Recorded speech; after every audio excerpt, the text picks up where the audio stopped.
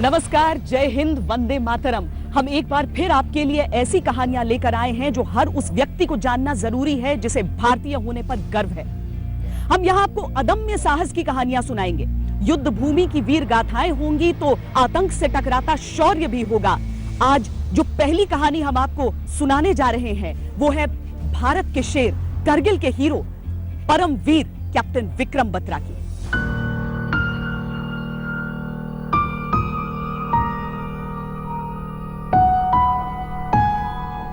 ये वीर किस मिट्टी के बने होते हैं, इन्हें किसी से डर ही नहीं लगता।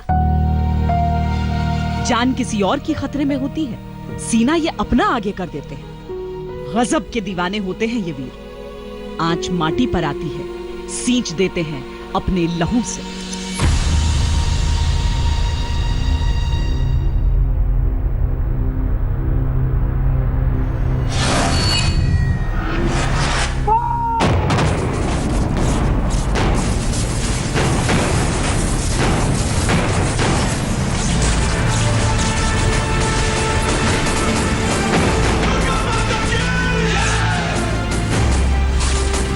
उनका ये कहना था कि अरे डोंट वरी, मैं वहाँ पर जो है अपने झंडे, तिरंगा झंडा गाड़ करके आऊँगा या फिर मैं तिरंगे झंडे में लिपट करके वापस आऊँगा।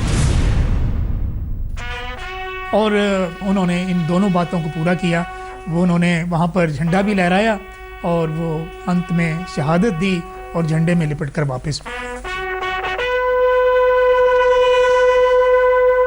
उसने जब वे 5140 फतेह की तो हमें पूरे परिवार को बहुत ही खुशी हुई। उनके कर्नल जोशी उन दिनों हुआ करते थे सीओ, तो उन्होंने कहा कि विक्रम तुम्हें कैसा लग रहा है और क्या चाहते हो, तो इन्होंने ये कहा कि ये दिल मांगे मोर। माय कंपनी सक्सेस की नलवाज, ये दिल मांगे मोर। उसको हंगर थी कि अभी तो बैटल शुरू हुआ है, जिसने आना आ जाओ, हम देख लेंगे आपको। कैप्टन बत्रा को शेर शाह बोला जाता था, जिनके वो एक शेर की तरह जिनके झपट मारते थे। एक जगह पर उनको धमकी दिया गया था, अरे शेर शाह तुम्हारी लाशें उठाने वाला कोई नहीं होगा। तो इन्होंने जवाब दिया था कि अरे आप प्रे करो अल्लाह से, खुदा से ये प्रे करो अपनी सेफ्टी के लिए।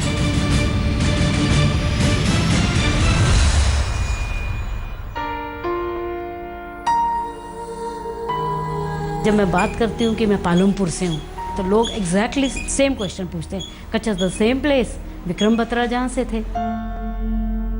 वो कहता मेरा शुरू से ही प्रो रहा है कि मैं आर्मी में जाऊं और कुछ करके दिखाऊं। आईएमए कैंपस के अंदर जब ओथ लेते हैं, that oath is very very touching.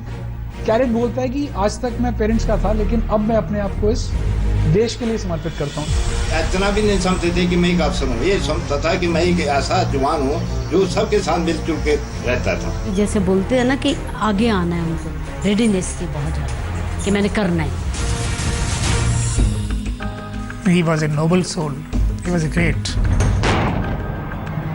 Batra साहब ने छलांग लगाया और एक फर्स्ट बैंकर के ऊपर जाकर के धावा बोल दिया। तो इस तरह 4 से 5 लोग उन्होंने मार दिए। और इसी दौरान यानी कि एक बुलेट ऐसा लगा उनकी चेस्ट में लगा, फिर भी वो खड़े रहे और बैठ करके फाइट कर रहे थे।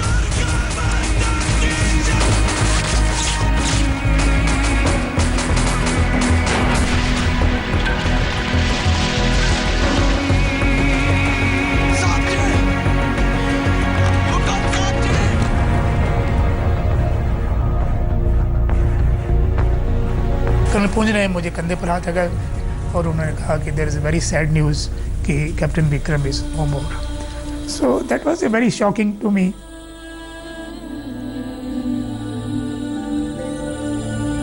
जितनी भी उनकी यादें हैं उनको संजो के रखा है और ये हम महसूस करते हैं कि वो आज भी यहाँ ना रह करके भी वो हमारे साथ हैं फिजिकली, चाहे ना हो लेकिन हमारे साथ ही हैं।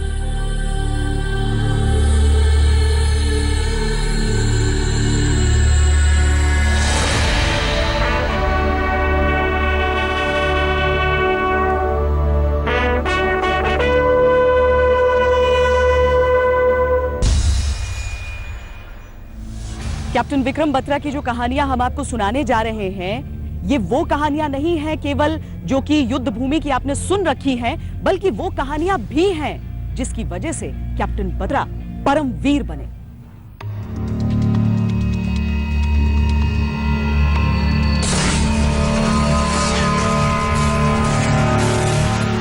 बात 1999 की है।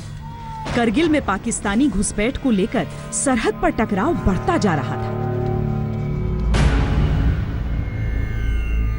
लेफ्टिनेंट विक्रम बत्रा छुट्टियों पर अपने घर पालमपुर में थे और न्यूगल नदी के किनारे अपने इस फेवरेट कैफे में बैठे थे। यहाँ न्यूगल कैफ़े है, एक पिकनिक स्पॉट भी है और वो टूरिस्ट प्लेस भी है। वहाँ पर विक्रम अपने एक दोस्त के साथ बैठे हुए थे। तो जैसे दोस्तों में बात चलती है तो किसी ने मजाक में, कह लीजिए ये जैसे भी समझ लीजिए, कहा कि अरे विक्रम, अब वहाँ पर कारगिल में लड़ाई शुरू हो चुकी है और देखो आप थोड़ा संभल कर रहना। तो उनका ये कहना था कि अरे डोंट वरी, मैं वहाँ पर जो है अपने झंडे, तिरंगा झंडा गाड़ करके आऊँगा या फिर मैं तिरंगे झंडे में लिपट करके वापस आऊँगा। जरा सोचिए, जिसकी जुबान पर ऐसे अंगारे थिरकते हों, उसके बाजुओं में कैसी ताकत फड़कती होगी। पर हिम्मत की उस दास्तान से पहले हम वक्त में आपको पीछे लेकर चलते हैं। 9 सितंबर 1974 को, जब हिमाचल प्रदेश में पालमपुर के करीब घुग्घर गांव में बत्रा परिवार में 2 किलकारियां एक साथ गूंजी थीं। मेरे घर में 9 सितंबर 1974 में 2 बेटे जो कि ट्विंस हैं, उन्होंने जन्म लिया। बड़ा उनमें से विक्रम और छोटा विशाल है। हूबहू एक से दिखने वाले दोनों भाइयों का नाम रखा गया लव और कुश। लव यानी विक्रम और कुश यानी विशाल। हम दोनों ट्विंस बॉर्न हुए थे, तो मम्मा ने हम दोनों का नाम लव और कुश रखा था। और लव कुश जो नाम था वो प्राइमरली मम्मी ने, श्री रामचंद्र जी के 2 बेटे थे लव कुश, उसकी वजह से हमारा नाम लव कुश रखा था। और विक्रम को प्यार से फ्रेंड्स लवली इसलिए कहते थे, यारों का यार था वो। And he was very very close to all his friends. जिस भी लोगों से मिलता था, दोस्तों से मिलता था, सबसे बहुत प्यार से बात करता था। मां कमल बत्रा खुद टीचर थी, सो बेटों को प्राथमिक शिक्षा घर पर ही दी। पर जब एक बार बेटों ने स्कूल में दाखिला लिया तो विक्रम दिलों पर राज करने लगे। छोटे थे, बहुत शरारती थे, और सबसे अच्छी बात क्या थी कि readiness to do the work, like हर काम में आगे आना। कोई काम बोलो चाहे ना बोलो, पर वो कोई भी काम को अकम्प्लिश करना चाहते थे कि मैंने करना है ये काम। ट्विंस थे वो, तो ये ही वॉज मोर तीखा, मतलब बहुत तेज था वो, टिक के नहीं बैठना, जैसे फुल ऑफ एनर्जी। विक्रम को शुरू से ही लाइफ में कुछ अलग करने का जुनून था। 1997 में उन्हें मर्चेंट नेवी से नौकरी की कॉल आ गई। घर पर सब बहुत खुश थे, लाखों की सैलरी, अच्छी प्रोफाइल। उन्हें हांगकांग में ड्यूटी ज्वाइन करने को कहा गया था। उनका जो सिलेक्शन फाइनली हो गया था और वो उसका इंतज़ार में थे कि कब उसका जो है अपॉइंटमेंट लेटर या ट्रेनिंग के लिए मुझे कॉल आती है। लेकिन लास्ट 2-3 दिन पहले ही एकदम से उनमें चेंज आया और उन्होंने ये निश्चित किया कि नहीं, ठीक है, बहुत पैसा है मर्चेंट नेवी में, लेकिन मैंने लाइफ में कुछ करना है, मैंने लाइफ में कुछ बनना है, अपने परिवार के लिए और अपने देश के लिए, समाज के लिए कुछ करना है। और उन्होंने उसको डिक्लाइन कर दिया कि नहीं, मैंने तो उसमें नहीं जाना है, मैंने आर्मी में कमीशन लेना है और आर्मी ऑफिसर बनना है। मेरे से कहा कि मम्मी मैं मर्चेंट नेवी में नहीं जाना चाहता। तो मैंने उसे वैसे ही पूछा कि क्या बात है। वो कहता मेरा शुरू से ही प्रोग्राम ये रहा है कि मैं आर्मी में जाऊं और कुछ करके दिखाऊं। उस वक्त एक लेफ्टिनेंट की सैलरी थी यही कोई 20,000 रुपए और मर्चेंट नेवी की शुरुआती सैलरी 1 लाख रुपए। एक 22 साल के नौजवान का लाखों के पे पैकेट से मुंह मोड़ लेना, ऐसी मैच्योरिटी कितने नौजवान दिखा पाते हैं। यही था विक्रम का समर्पण, यही थी विक्रम की देशभक्ति। I will, as in duty bound, honestly and faithfully, serve in the regular army of the Union of India, and go wherever ordered. 6 दिसंबर 1997 को विक्रम बत्रा ने भारतीय सेना के अफसर के तौर पर शपथ ली। And that I will observe and obey. सबसे पहले देश की सुरक्षा और सम्मान, फिर अपने साथियों की सुरक्षा का ख्याल, और सबसे आखिर में खुद की सुरक्षा की परवाह। Commands of any officer set over me. उस वक्त किसी को इल्म नहीं था, पर लेफ्टिनेंट बत्रा ने इसे अपना जीवन मंत्र बना लिया था। जो पहला प्रोफेशन हम दोनों के दिमाग में था वो आर्मी का ही था, और उसका एक रीजन ये भी था कि हम केंद्रीय विद्यालय पालमपुर से पढ़े थे, और जो केंद्रीय विद्यालय पालमपुर का जो लोकेशन है that is inside the army cantonment. हमारा जो पूरा बचपन था वो ऐसे पूरा आर्मी के कैंटोनमेंट के अंदर ही बीता था, तो पैशन इतना ज्यादा था कि आर्मी के सिवा दूसरा प्रोफेशन चूज नहीं करेंगे हम। इंडियन मिलिट्री एकेडमी के बेहद होनहार कैडेट थे विक्रम। कमांडो ट्रेनिंग में सर्वश्रेष्ठ रैंकिंग मिली उन्हें 13 जम्मू कश्मीर राइफल्स यानी 13 जैकरिफ में कमीशन किया गया। हम सब लोग गए थे वहाँ पर पासिंग आउट परेड में, IMA में। बहुत खुश थे वो कि 1.5 साल की उनकी जो तपस्या थी, उनकी जो मेहनत थी वो रंग लाई थी। बहुत खुश नज़र आ रहे थे और यूनिफॉर्म में बहुत सज रहे थे वो, और हमें भी बहुत अच्छा लग रहा था, और हमें एक प्राउड फीलिंग था कि आज हमारा बेटा जो है वो फौजी अफसर बना है, जो उसकी बचपन से चाहत थी। जब उसकी पासिंग आउट थी 6 दिसंबर 1997 को, तो हम दोनों आइडेंटिकल ट्विंस हैं एक्चुअली। तो मैं उनसे सिर्फ 14 मिनट छोटा हूँ, तो विक्रम तो ऑलरेडी कैडेट था। तो जब मैं 6 दिसंबर को मॉर्निंग में वहां पहुंचा 5 बजे के आसपास, 8 बजे का पासिंग आउट परेड का टाइम था, तो हमारे वहां कुछ फ्रेंड्स थे जिसकी, और विक्रम के कुछ और फ्रेंड्स थे जो कैडेट थे जिन्होंने पास आउट होना था। तो उसमें एक और कैडेट था जिसका नाम संकल्प था, और संकल्प की सिस्टर थी सोनम बख्शी। तो सोनम ने जब मुझे देखा तो वो एकदम थोड़ी कंफ्यूज होगी कि ये तो कैडेट है, इसको तो इस वक्त तैयार होना चाहिए पासिंग आउट परेड के लिए, तो ये यूनिफॉर्म में, सिविल यूनिफॉर्म में क्यों घूम रहा है। तो उसके बाद मैं जरा रेस्ट हाउस में जहाँ रुके हुए थे वहां अंदर गया, थोड़ी देर विक्रम आ गया अपनी कैडेट की यूनिफॉर्म में, जो पासिंग आउट यूनिफॉर्म होती है। तो उसने विक्रम को देखा, कहती है लड़का कर क्या रहा है, कभी नॉर्मल यूनिफॉर्म में आ रहा है, कभी कैडेट की यूनिफॉर्म में आ रहा है। तो तब उसको संकल्प ने बताया कि ये दोनों ट्विंस हैं। वो बहुत हंसे, बहुत, बिकॉज उसको लग रहा था एक कैडेट है जिसके लिए आधा घंटा रह गया है कमिश्निंग का, उसकी पासिंग आउट परेड है, तो वो कभी सिविल ड्रेस में आ रहा है, कभी कैडेट की ड्रेस में आ रहा है, वो ड्रेस क्यों चेंज बार बार कर रहा है। दरअसल देश की पटकथा में यहीं से इस किरदार के हाथों में जैसे भूगोल बदलने की स्याही थमा दी गई।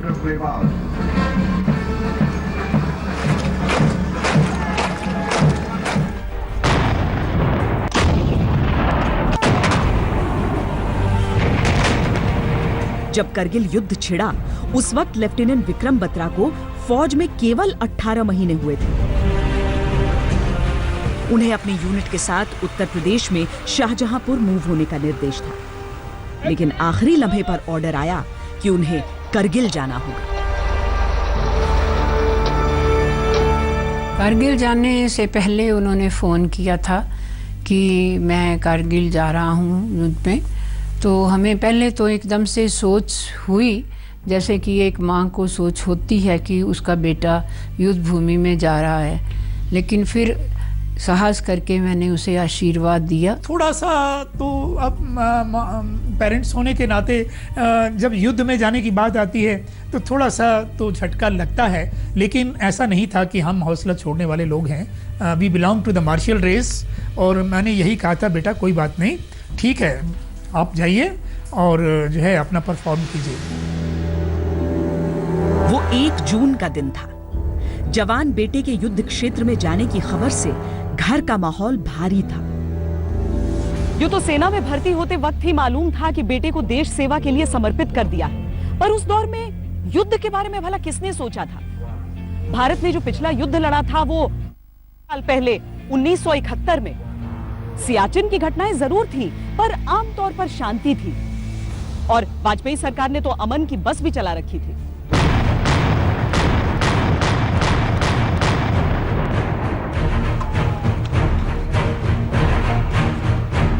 लेकिन उन दिनों रोज सरहद से ऐसी खबरें आया करती कि तैनाती के ख्याल भर से माँ बाप का कलेजा कांप उठता। सरहद की टोह लेने वाली 3 पेट्रोल पार्टियों का अता पता तक नहीं था।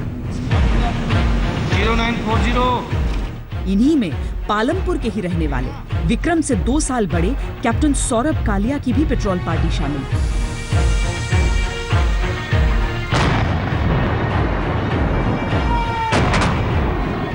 हर दिन गोलाबारी, हर रोज शहादत की खबरें।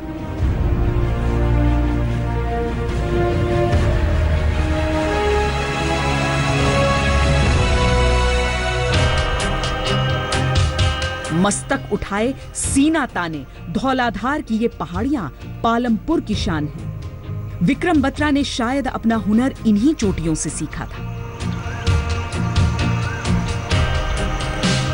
करगिल की पहाड़ियां भी धौलाधार सी ही थीं। लगभग वही ऊंचाई, उतनी ही विराट, उतनी ही खूबसूरत। बस इनमें पाकिस्तानी बिल बनाकर छिपे बैठे थे। बत्रा साहब ने जो है अपनी कंपनी को एक ऐसी ब्रीफिंग दी कि हम जो है इस पहाड़ी को या इस पॉइंट को लेके छोड़ेंगे। वहाँ पर जो चलना यानी कि सांस फूलना, यानी कि सांस की काफ़ी प्रॉब्लम थी, तो हमें वहाँ पर 4 या 5 दिन अपने क्लाइमेट करने को मिला, जो कि हम ट्रेनिंग सुबह और शाम के टाइम पर जैसे वहाँ पर पहाड़ी फीचर के ऊपर जाते थे और आते थे। उधर रण क्षेत्र में युद्ध भीषण रूप ले चुका था। पाकिस्तानी ऊंची ऊंची चोटियों पर कब्जा करके बैठे हुए थे। अब ऊपर से नीचे गोलियां बरसाना तो आसान होता है, लेकिन नीचे से पहाड़ के ऊपर पलटवार आसान नहीं होता है। पाकिस्तानियों को चोटियों पर से हटाने के लिए उन चोटियों पर चढ़ना जरूरी था। यही जद्दोजहद तोलोलिंग में चल रही थी। तोलोलिंग की नंगी पहाड़ी 16,000 फीट की ऊंचाई से द्रास की ओर देखती है। चढ़ाई का बस एक रास्ता है और छिपने के लिए कुछ भी नहीं।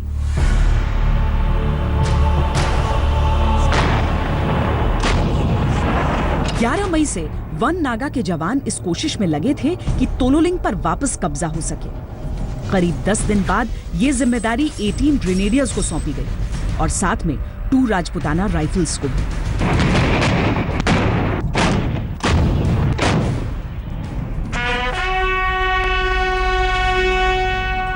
भीषण युद्ध के बाद जब 13 जून को तिरंगा लहराया तो उसकी भारी कीमत भारत को चुकानी पड़ी थी। 7 जवान और 1 अफसर की शहादत। और तोलोलिंग पर कब्जा बनाए रखना तो इससे भी मुश्किल साबित हो रहा था। इस टाइम तक 2 राजरिफ और 18 ग्रेनेडियर्स ने काफी दिनों तक लड़ाई लड़ी थी। तोलोलिंग कैप्चर हो चुका था, हम्प कैप्चर हो चुका था। अब हमारा नेक्स्ट ऑब्जेक्टिव था 5140। तोलोलिंग में जो कुछ चल रहा था उसे सुनकर लेफ्टिनेंट बत्रा और उनके साथियों का खून खौल रहा था। वो रणभूमि में उतरने के आदेश के लिए छटपटा रहे थे। हमारे दिल में सर ऐसा गुस्सा था कि हमारी ही जमीन है और हमारे ही इस जमीन के ऊपर दुश्मन ने ऐसा कब्जा कर रखा है जो कि वहां से हम कभी सोच भी नहीं सकते थे। हालांकि उनका जो कुछ और इरादे थे वो हमारे इरादे से नहीं मिलते हैं। हम अपनी जमीन को ना देंगे ना देने देंगे। ताकि तोलोलिंग पर तिरंगा लहराता रहे, वहां की सबसे ऊंची चोटी पीक 5140 पर कब्जा जरूरी था। 13 जैकरिफ के जवान 2 हफ्ते से अधिक द्रास में बिता चुके थे। रणभूमि की ओर बढ़ने का आदेश आ गया। कमांडेंट वाईके जोशी साहब लेफ्टिनेंट थे उस समय। उन्होंने पूरा यूनिट को इकट्ठा किया और उनको बताया कि जिस दिन का हमें इंतजार था वो घड़ी आज आ गई है। अपना यूनिट का नाम, अपना नाम और देश का नाम उनको हमने ऊंचा करना है। 19 जून को वो दिन भी आ गया जब जवानों को कूच करने का फरमान सुनाया गया।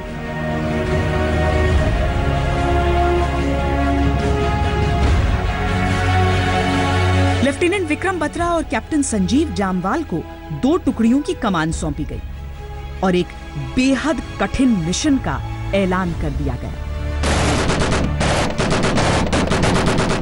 इनकी जमाल सर हार्डली इनकी जो उम्र है वो 24 या 25 साल के इर्द गिर्द में थी सर, क्योंकि ये 1997 में हमारे पास दोनों अफसर आए थे। जमाल साहब जो दूसरे अटैचमेंट के साथ थे हमारे साथ, और बत्रा साहब हमारे पलटन के यानी हमारे ग्रुप के अफसर थे।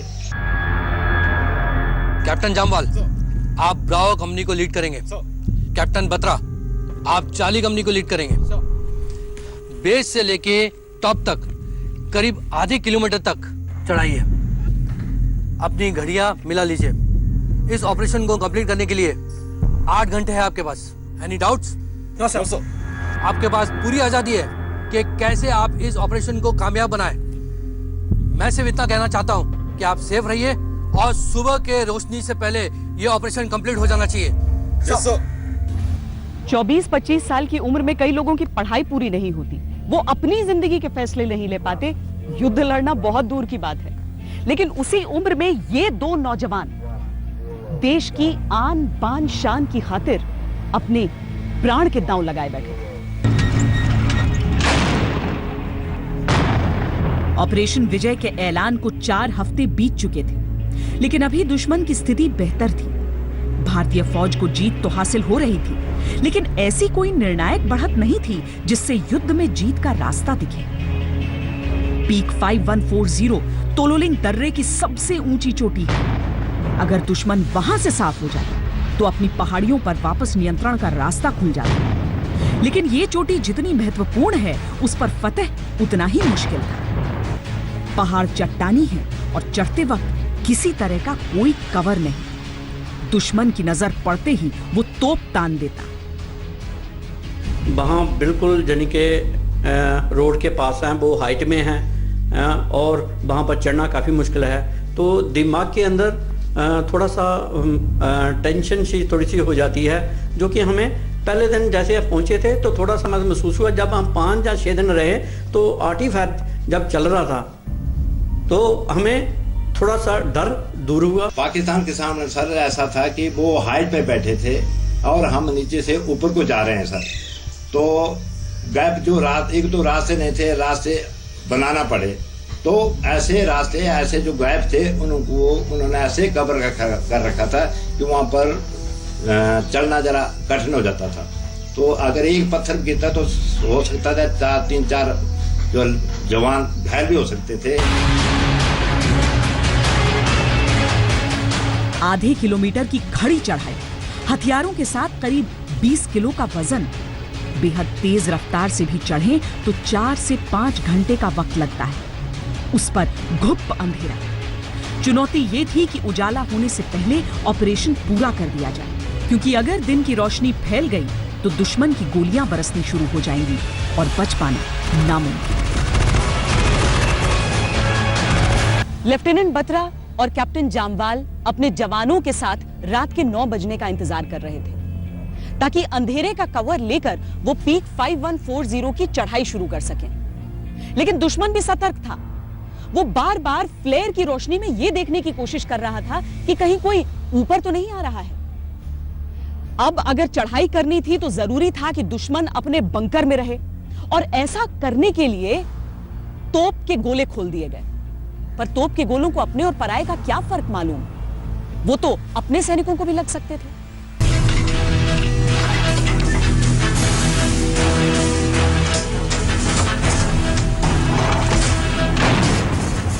अमूमन ऐसी फायरिंग को तब रोक दिया जाता है जब सैनिक 400 मीटर के दायरे में पहुंच जाते हैं, पर यहां आदेश थे कि सैनिक जब तक दुश्मन के बंकर के 200 मीटर करीब न पहुंच जाए तब तक तोप चलते रहे। पाकिस्तान को भी शक हो चला था कि भारत की ओर से जरूर कोई कार्रवाई हो रही है, इसीलिए जैसे ही आर्टिलरी ने फायरिंग बंद की वैसे ही दुश्मन बंकरों से बाहर आकर गोलियां बरसाने लगा।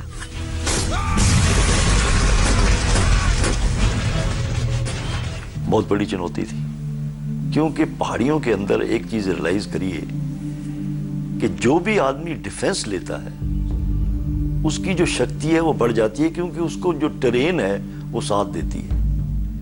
मुश्किल पड़ती है अटैक करने वाले को। जिस तरफ एंगेज कर दिया उनको अपने हमले की वजह से फायरिंग के साथ एंगेज कर दिया, कार्रवाई हम दूसरी तरफ से करते थे। इस वजह से हमारी पलटन इतने जो है वो आगे बढ़ी कि दुश्मन को ये पता नहीं चलता था कि कहां से क्या कार्रवाई हो रही है।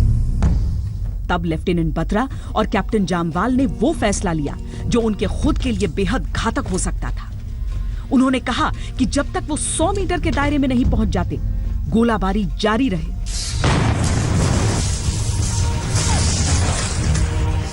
वो लोग ऊंचाई पे थे सब, और आप जानते हैं ये सारी नाइफ रिजेस हैं, बहुत ही बारीक, डिप्लॉयमेंट के लिए ज़्यादा जगह नहीं है। तो अगर आपने और बहुत स्टीप क्लाइम्स हैं और कवर नहीं है जिसके पीछे आड़ के पीछे आप कुछ अपने आप को बचा सकते। दोनों कैप्टन्स की उम्र करीब 24-25 साल थी, लेकिन जंग के मैदान में वो गजब का हुनर दिखा रहे थे। जब गोलाबारी होती है तो स्प्लिंटर 45 डिग्री के एंगल पर निकलते हैं। दोनों ने सैनिकों को फरमान दिया कि वो जमीन पर लगभग लेट जाएं और अपने हेलमेट को कस कर पकड़े रहें और इसी पोजीशन में आगे बढ़ें। जब टारगेट 100 मीटर करीब था, तब उन्होंने फिर बेस को रेडियो किया कि वो फायर बंद करें।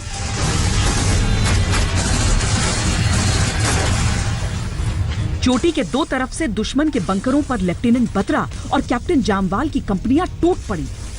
लेफ्टिनेंट विक्रम बत्रा ने आगे बढ़ते हुए पहले बंकर में ग्रेनेड उछाला और फिर दूसरे की ओर लपके। इस युवा अफसर की दिलेरी देखकर उनके सैनिकों में जोश भर चुका था। छलांग लगाया और एक फर्स्ट बैंकर के ऊपर जाकर के धावा बोल दिया और वहां पर बैंकर के अंदर ही AK-47 के साथ उन्होंने 2 जवानों को मार दिया।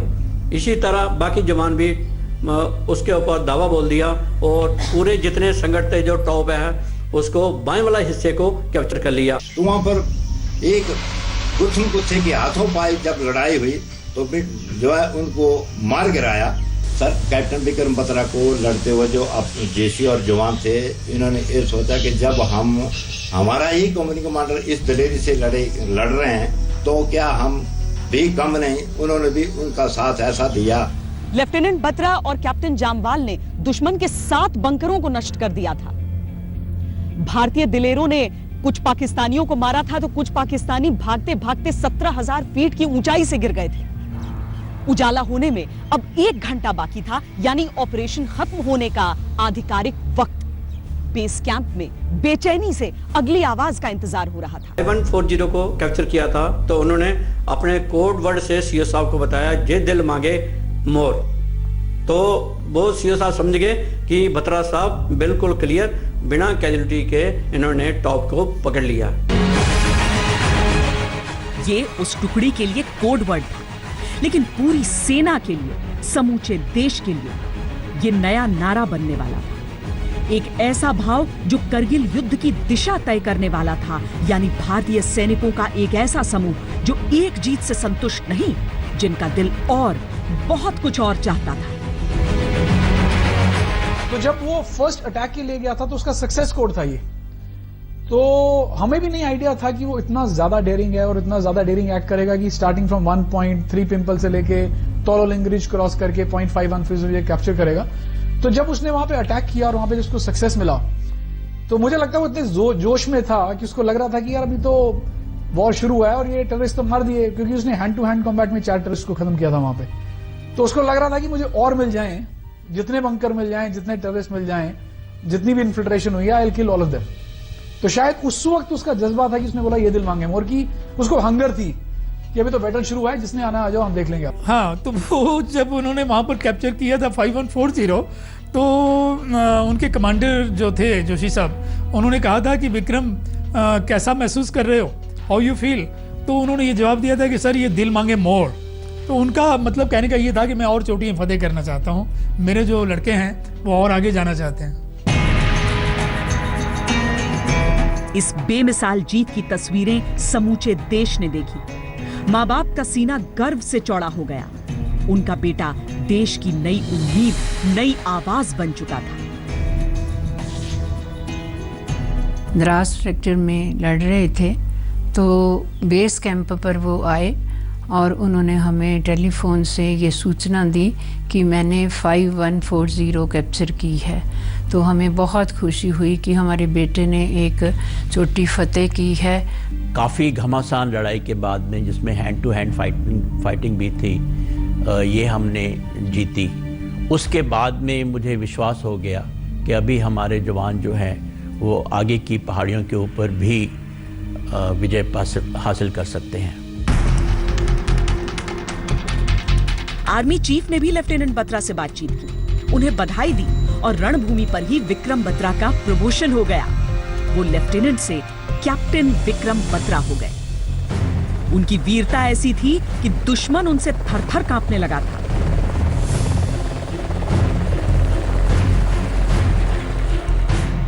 कैप्टन बत्रा को शेरशाह इसलिए एक कोडवर्ड था हमारा, जो कि यूनिट के अंदर सभी को पता था कि जब भी वो सट के ऊपर बात करते थे, बैलिस्ट के ऊपर बात करते थे, तो माना जाता था कि वो शेरशाह जन के विक्रम बत्रा ही बोला जाता है। अपने नाम को, अपनी पहचान को छुपाने के लिए उन्होंने अपना नाम शेरशाह बोला जाता था। जन के वो एक शेर की तरह जन के झपट मारते थे। उनकी जो बातचीत करने का तरीका था वो भाई शेरों वाला था, वो शेर दिल थे और वो उन्होंने कर दिखाया।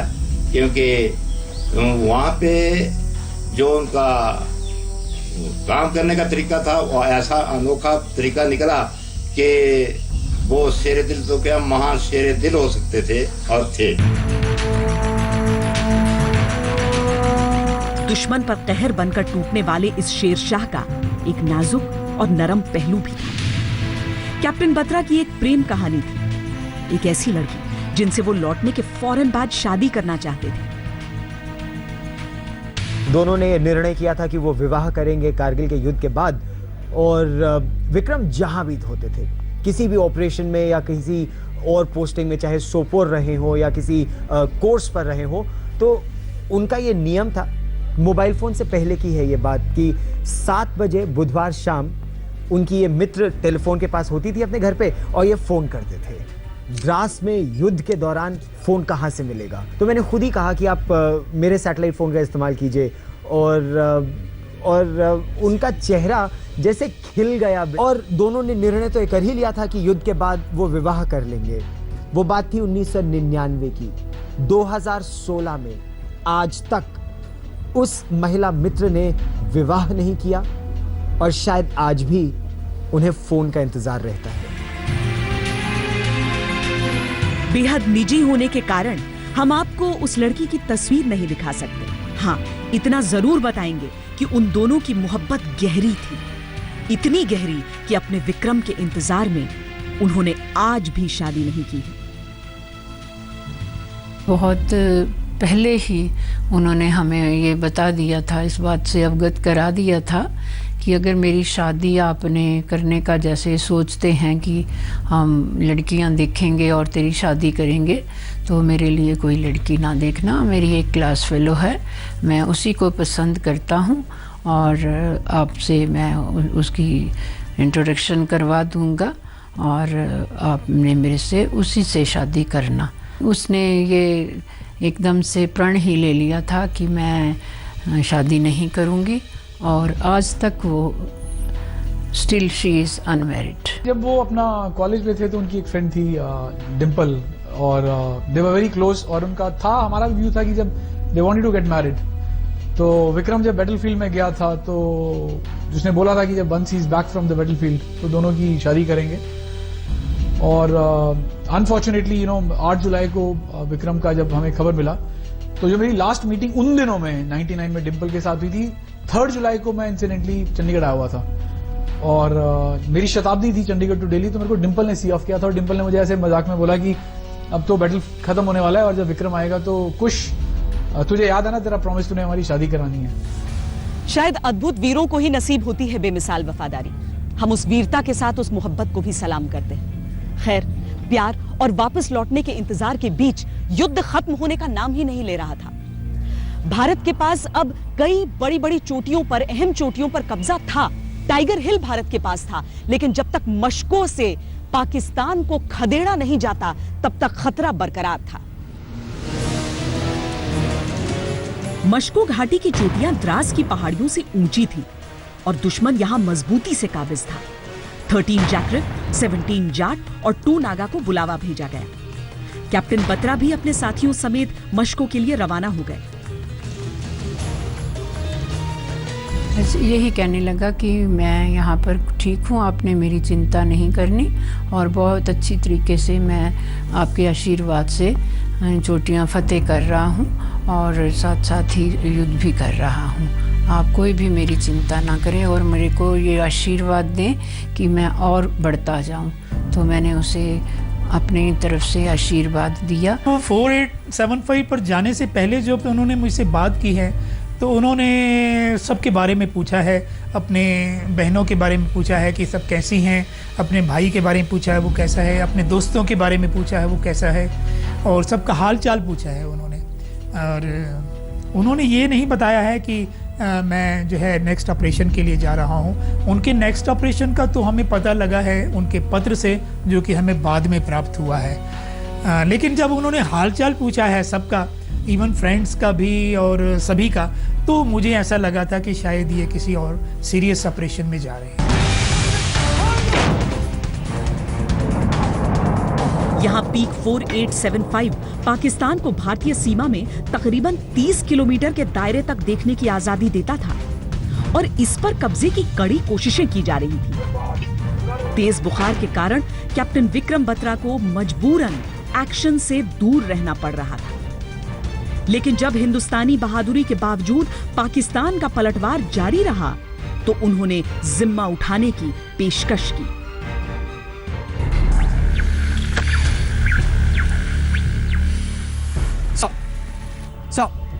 मैं ऑपरेशन में जाना चाहता हूँ। तुम्हें तेज बुखार है, बाहर मौसम भी अच्छा नहीं है, बर्फ गिर रही है। सर मैं जानता हूँ, लेकिन फिर भी मैं जाना चाहता हूँ। बटालियन को मेरी जरूरत है। तुम्हारा पिछला घाव भी भर नहीं है। सर मैं कॉन्फिडेंट हूँ, 4875 हमारा होगा। ठीक है, जाइए। सर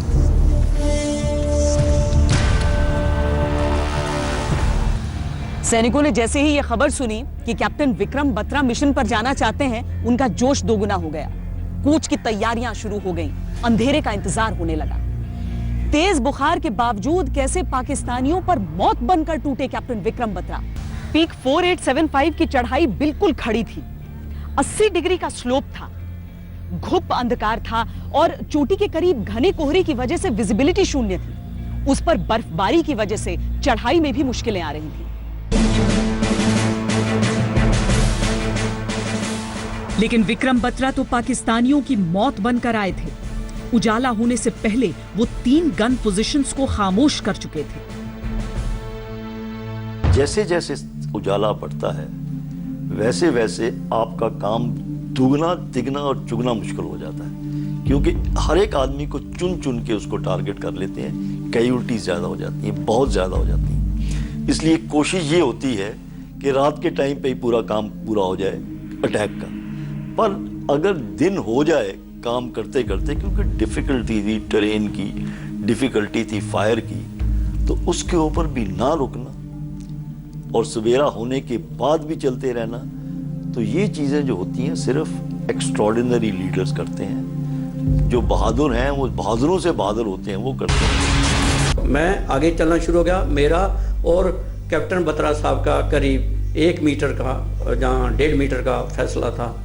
तो जैसे ही मैं 3 कदम चला तो उन्होंने मुझे कंधे से यानी कि पकड़ करके रोक लिया और हम दोनों ही नीचे बैठ गए और मेरे कान में बोलने लगे कि देखो साहब, रघु साहब आपके तो बच्चे भी हैं, तो मेरे तो बच्चे भी नहीं हैं। तो वो आगे चलना शुरू हो गए।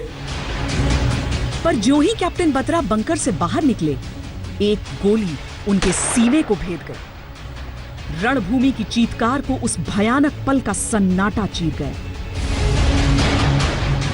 एक बुलेट ऐसा लगा उनकी चेस्ट में लगा, फिर भी वो खड़े रहे और बैठ करके फायर कर रहे थे।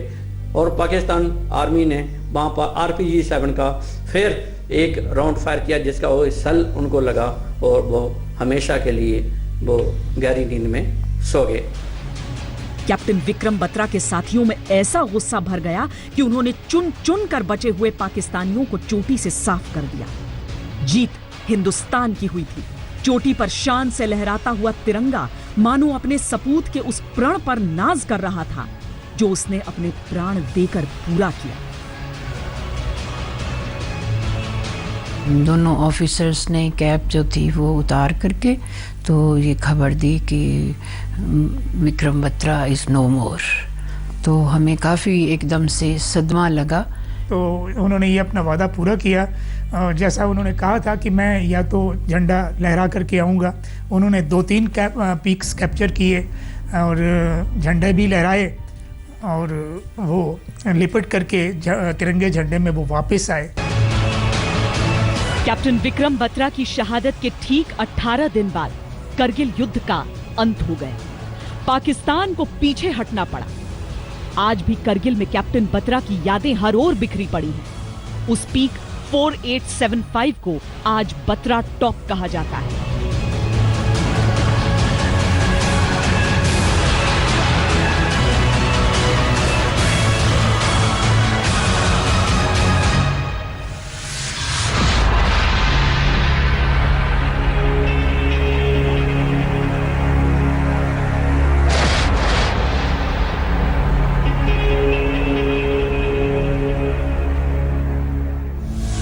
कहते हैं कैप्टन विक्रम बत्रा इतने होनहार अफसर थे कि एक दिन सेना प्रमुख जरूर बनते, और यह बात खुद तत्कालीन सेनाध्यक्ष जनरल वीपी मलिक ने कही थी।